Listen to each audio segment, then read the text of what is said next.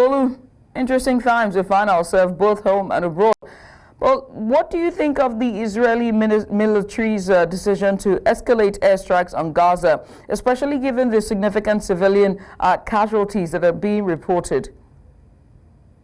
Thank you for having me. And, Israel says they're attacking Hamas and, terrorist targets, as they said. But we are seeing that civilians are dying in these new airstrikes. We're seeing children and women being targeted as well, which is quite unfortunate. And this brings us to kind of, to begin to calculate the humanitarian cost of this war. I mean, a lot of people have died, and fresh 400 people have lost their lives as well.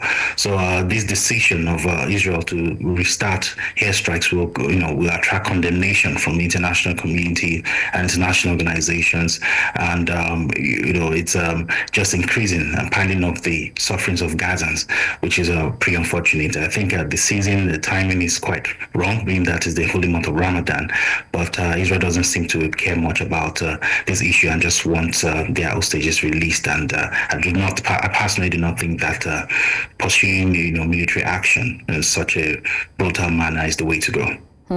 And how might the recent strikes impact the ongoing humanitarian situation in Gaza? And what role do international organizations have in addressing this crisis?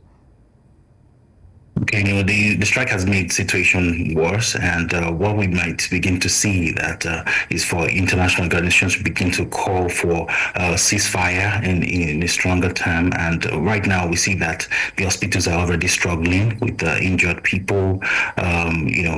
People are being displaced. They are really struggling. So that's what we're seeing, and this situation is just going to make the situation, this airstrike is going to make the situation worse for Gazans and put pressure even on the hospitals. And the UN is called an international organization. They're calling for a ceasefire, but they too are trying to tread softly, being that they do not want their own staff as well to be caught in the middle of everything or losing some of their staff. We've seen situations whereby the UN officials and international organizations and press and journalists and all being targeted as well, which is not a good thing. And these international organizations, including the United Nations, they play a crucial role in calling for a ceasefire and also helping the displaced people. And Israeli Prime Minister Netanyahu has vowed to intensify military action. How do you foresee this affecting the broader Middle East and global reactions? So just the broader Middle East, the Houthi rebels, Iran, Gaza, Hamas, all in between? Well, increased military action means that's going to increase tension as well within the region, and other countries, or some countries will support Israel. Of course, we're seeing the United States. They're always beside Israel. They're always on their side. They are actually funding that war in support of Israel. And some of us as well would condemn it.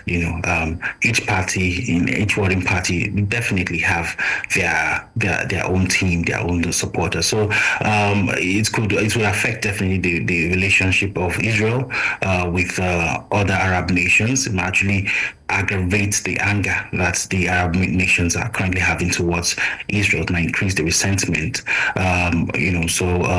Yes, it might also affect their relationship with some Western countries who are not really pro-Israel. Even if they're pro-Israel, they might not support the fact that they are killing a lot of people in large numbers. So yes, the Israel's relationship with a lot of countries, especially the Arab nations, is currently hanging in the balance. It hangs in a balance indeed. I mean, given the timing of the airstrikes during Ramadan, which you stated earlier, how do you think this would influence the response from Gaza, that is a Muslim, is majority Muslim, and also the countries at large and the international community? It's the Arab, is the Middle East, Ramadan, predominantly Muslim. What do you think the response would be like? Well, I think Israel is probably intentional, carrying out such airstrike at this time, because it's going to anger.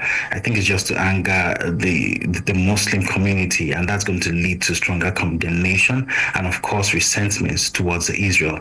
So this increased tension, is just attracting more enemies for Israel. So in the next couple of days or even months ahead, we might be seeing countries calling for, ceasefire or stronger condemnation retaliation against Israel. We may also see that there's protests springing up all over the world, as we've seen in the past, So it's not only an issue between Israel and Hamas. A lot of people are actually quite sentimental, and they take this issue quite in a very personal way, and we have Muslims all over the world. So we might see protests springing up.